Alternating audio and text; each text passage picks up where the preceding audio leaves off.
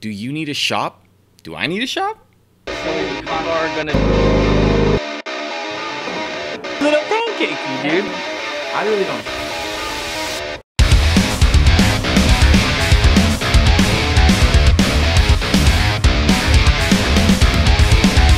Hey guys, my name is Chris Darafiv, and you are watching FlyRyde, where you're going to learn more about the parts, techniques, and the business of building custom lights. And today the subject is pretty simple. So for the longest time, I totally thought that I needed to be away from home so that I could get more work done, I could have customer cars come in, and it wouldn't be any sort of an issue because of them coming to my house. Because I used to run FlyRyde right out of the garage. So this fancy studio is just actually the corner of my garage. There's a cat carrier, there's some sewing material, I don't know. So the answer totally comes down to you. If you need a shop, it has to make sense because you don't have enough space anymore. You can't do what you're trying to do or what you eventually would like to do if you remain in the same place you're at now. I was super excited to get in and set up the shop in Riverside with the guys at Premium, and we had some super good times, and I'm glad that I got to have those times. And I look back at how much money I spent to be in a very small room. Like, I was in a smaller room than when I worked at my garage at home. So it really comes down to, what do you want? Because I know what I want now, and it's definitely not to be driving an hour away. But I did get to visit the other day, and that was cool. So this is just going to be a look back at the lab inside of Premium Auto Styling in Riverside, and just a couple little clips of things that we managed to pull off there while we were in our tiny little room. And it's pretty cool stuff, so I hope you enjoy it. Jody, are you gonna get some shoes? Can you get some shoes, dude? So tradition goes that when the little babies start walking, that Nana goes and buys them some FlyRyde shoes. So we're here to get those, and I'm just having to take some time off of work to make it happen. So it's never easy to just push everything to the side to do it, but my kid only learns to walk once, so I'm here.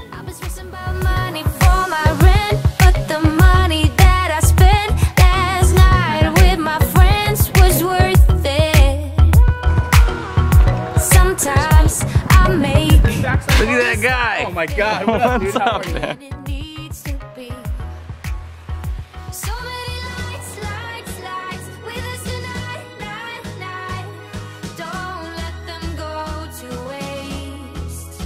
Look into my eyes, it's gonna be right.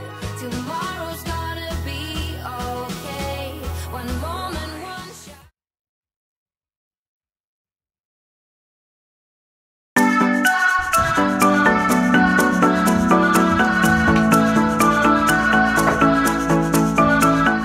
You scared? No. You should be. You will be. He doesn't know what I'm talking about. That's okay.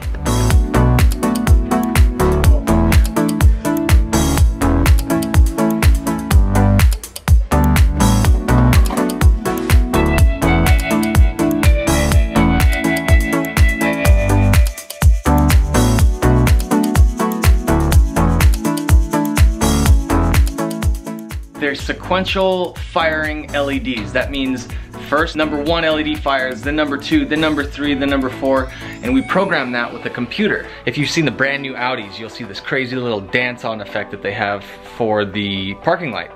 We've been doing that for years, and it's really cool that it's become mainstream now, but the reality is everybody can do it because the parts are that much more available than they used to be. They're waiting for months, probably years if I'm honest about it, about getting some of the custom products made that we usually do by hand, but getting them made like on a machine. So like robot version of making these things. I don't know what's happening. Why are people... Sorry. This is why things get done much slower around here, because look at these guys. You ran. Hey, come back here, I know you, bro. Come here. Come here. Nah, dude. Come here. Oh, it's an Edwin round 2. Oh, Jesus. Oh, what? Don't run around me.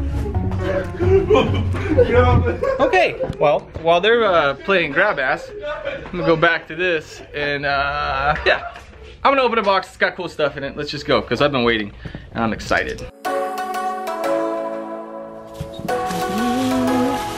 Yes. Yes! And I didn't have to make this, which is beautiful, which means if we get an order for 10 sets of custom tails, I don't have to make 10 sets of custom tails. I just install these things. It's more better. Oh yeah.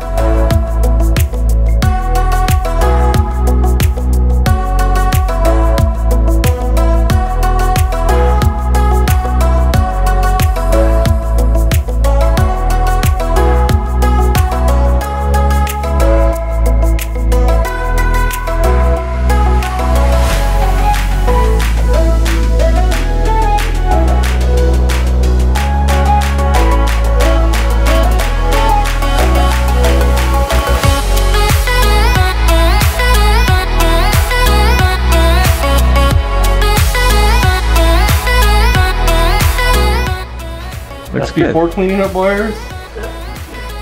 That's after.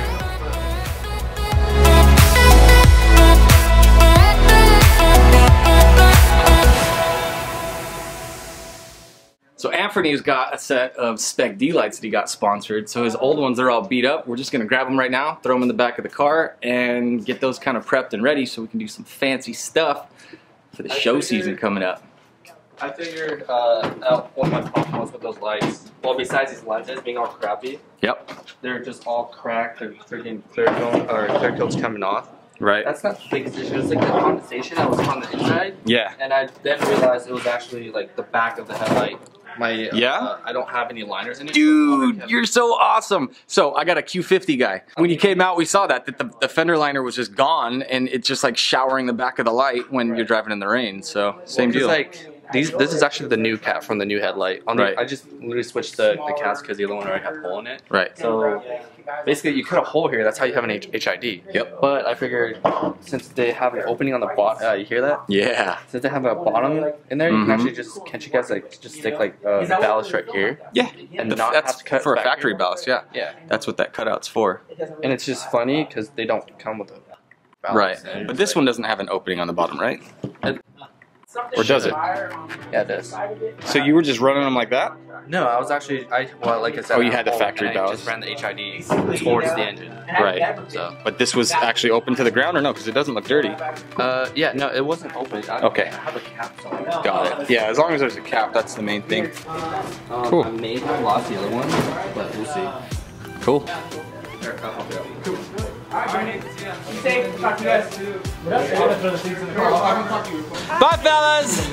Bye. I've walked out of that door a million times, but it's different now, you know? Got all that premium fam. For me, I really felt that I reached a place that I needed to be able to get these GTRs in, and work on them, and do all sorts of crazy work there. Having had moved to a new spot now, where I have way more room, I think that was the move I thought I was making then, and I'm getting to experience it now. And it does work, but at the same token, I realize after going almost a year, I've realized I don't even want to work on customer cars anymore. It's not a good thing for my business. And so it kind of just comes down to, is it worth the cost? Because financially, it was not worth it for me. But for all that I learned, and for the friendships, and for the experience, and just the business behind all of it, I mean, it was a huge thing for me. So you guys tell me, are you working on building a business where you feel like you need to have a shop? And if you do feel like you do need that shop, can you tell me why? Just put it in the comments below. Let me know if you have any questions about should you, shouldn't you, and if anything else, to just give you my opinion. Because at the end of the day, I've done a lot of these things, I've made a lot of mistakes, I've made a lot of good decisions, and it all comes down to just doing it. So if you're the type to just go out there and take action and make it happen, go for it. That's pretty much what I've done the whole way through. If you're a little bit more cautious, maybe a little smarter, I don't know. Maybe just put that in the comments below. Let me know what you think about the whole idea of, do you need a shop to start and run your own business? Thank you guys so much. I appreciate all the subscriptions lately, and the comments, the likes, all that stuff. You guys are awesome. I hope you're having a great day, and I will see you on the next one.